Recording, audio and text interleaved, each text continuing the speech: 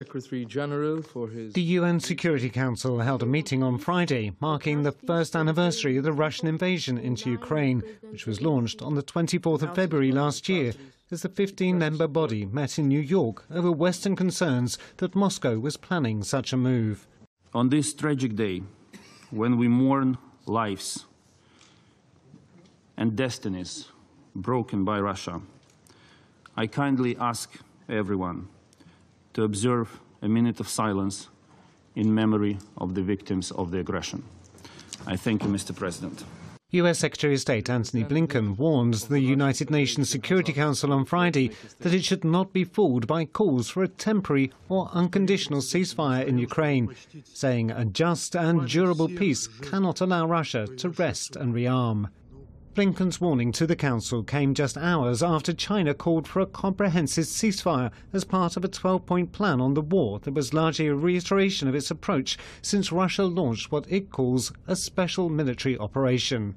Any peace that legitimizes Russia's seizure of land by force will weaken the Charter and send a message to would-be aggressors everywhere that they can invade countries and get away with it. The 193-member UN General Assembly overwhelmingly isolated Russia on Thursday, calling for a comprehensive, just and lasting peace, in line with the founding UN Charter, and again demanding Moscow withdraw its troops and stop fighting.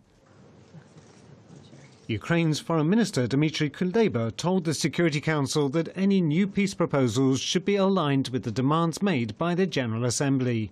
Russia not only incites conflicts, but also systemically obstructs UN Security Council decisions needed to resolve them. Today, Russia argued that this council is overly focused on Ukraine and ignores problems of the rest of the world.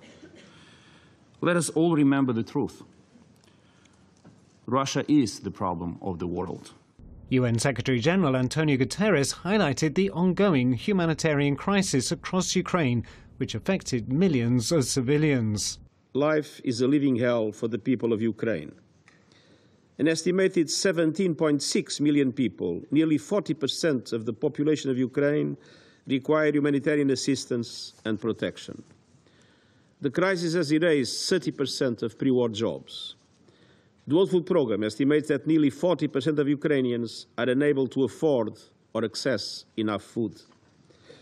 And the war has sparked a displacement crisis not seen in Europe in decades. More than 8 million Ukrainian refugees have been recorded across Europe, in addition to an estimated 5.4 million who have been internally displaced. The Security Council has held dozens of meetings on Ukraine in the past year, but has been unable to take any meaningful action because Russia is able to wield a veto.